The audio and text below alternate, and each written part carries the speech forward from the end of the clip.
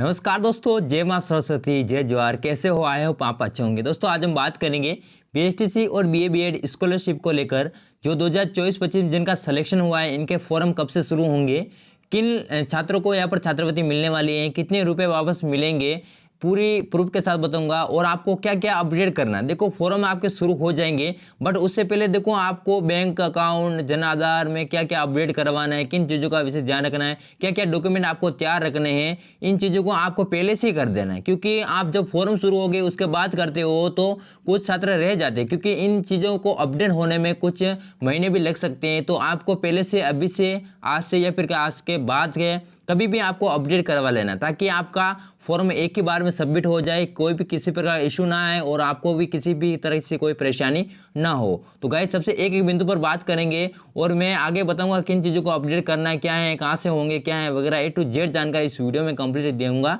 तो आप चैनल को सब्सक्राइब जरूर करना, और जैसे फॉर्म शुरू होंगे मैं आपको बताऊंगा किस तरह से आपको फॉर्म भरना है। तो और स्कॉलरशिप फॉर्म से और बीएसटीसी बीएड के संबंधित जितने भी जानकारी सबसे पहले हमारे इस चैनल पर मिलती रहती हैं, तो चैनल को सब्सक्राइब जरूर करें। तो गाइस देखो, सबसे पहले हम बात जान लेते हैं कि आखिर जो स्कॉलरशिप है वो किन लोगों को मिलती है। देखो यहाँ पर बात करें, देखो एसटी एससी को मिलती है, इन दोनों कैटेगरी को मिलती है। देखो इसमें अगर किसी के पेरेंट्स या फिर कोई विभाग में है, या फिर किसी की जिसकी 1 लाख के से ऊपर किसी की इनकम है ना, उससे, या फिर कोई किसी के टीचर हैं वगैरह हैं, तो उनको नहीं मिलती है। बाकी सभी को मिलती है, एसटी एससी वालों के लिए। अब देखो बात करें तो ओबीसी और जनरल की बात करें। देखो ओबीसी, जनरल और ईडब्ल्यूएस, इन तीनों को कब मिलती हैं। और जो बाकी जो है ना, और भी हैं अदर कास्ट, उनको देखो अगर ये दोस्तों यहाँ पर इनके बीपीएल परिवार से बिलोंग करते हैं। बीपीएल परिवार यानी कहने का जिनका राशन कार्ड बीपीएल का बना हुआ है, रेड कलर वाला, तो उनको देखो यहाँ पर स्कॉलरशिप मिलती है। या फिर इसी कैटेगरी में से कोई, जो मेरा भाई बहन है या फिर कोई भी है, कोई दिव्यांग है, ठीक है, यानी क्योंकि डिसेबिलिटी वाला कोई बंदा है या फिर कोई भी मेरा भाई बहन है, तो उसको देखो यहाँ पर स्कॉलरशिप मिलती है। तो डाउट क्लियर हो चुका होगा, एसटी एससी वालों को मिलती है। ओबीसी, जनरल और ईडब्ल्यूएस और अदर कास्ट हैं, जिनको देखो यहाँ पर क्या है कि देखो जिनका बीपीएल परिवार है या फिर कोई डिसेबिलिटी है, तो उनको स्कॉलरशिप मिलती है। अब देखो दोस्तों बात करें कि आखिर जो मिलती हैं तो लेकिन कितने मिलती हैं। देखो यहाँ पर सबसे मैं पहले बता दूं, जब फॉर्म भरते हैं हम, जब हम फॉर्म भरते हैं तब देखो यहाँ पर क्या है कि आप जो रिसिप्ट होती हैं 3,000, ये काउंसलिंग है, बीएसटीसी वालों के लिए बता रहा हूँ। 3,000 तो आपने काउंसलिंग के, और 13,555 आपकी जो फीस है, कॉलेज फीस, वो तो दोनों मिलाकर 16,555 ये टोटल आपको वहाँ पर डालना पड़ता है जब आप फॉर्म भरते हो। भाई बात करें बीएड वाले, 5,000 तो आप काउंसलिंग फीस, और यहाँ पर 22,000 आपके दो को क्या है, दो को यहाँ पर है जो कि आपकी कॉलेज फीस, यानी कहने का मतलब टोटल 27,000 आपको वहाँ पर डालने पड़ते हैं जब फॉर्म आप भरते हो।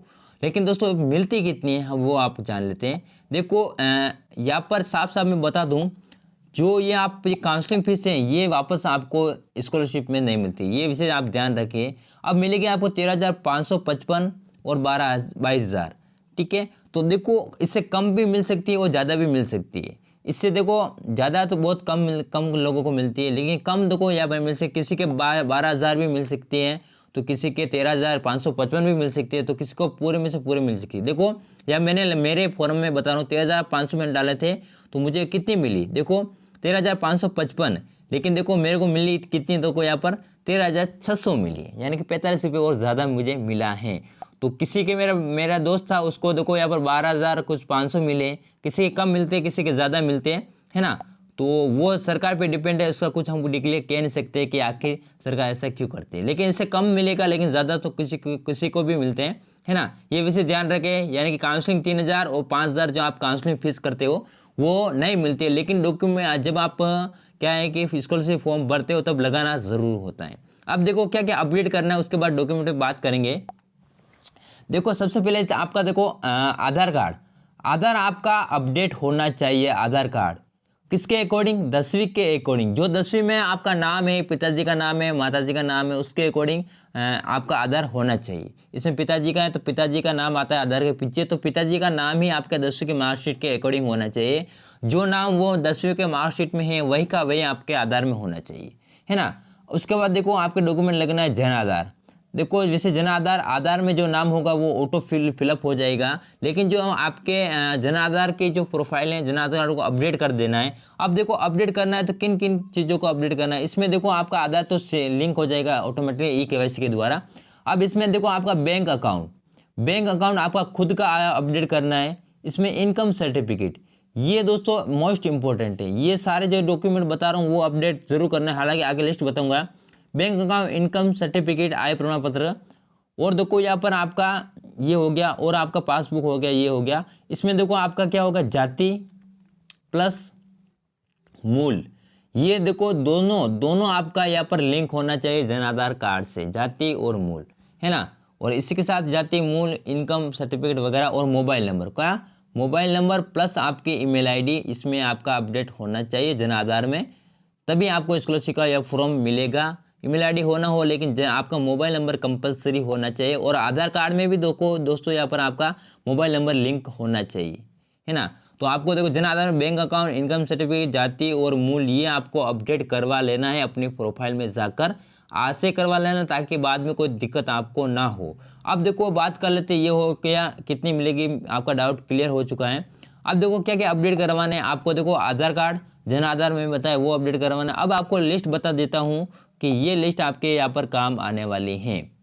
देखो ये है, देखो सबसे पहले जन आधार, देखो आधार जो कि कहाँ से प्राप्त होगा, ये साफ होता है, जो आधार है वो आपका जन आधार से प्राप्त होगा, यानी कि इसमें लिंक होगा तभी होगा।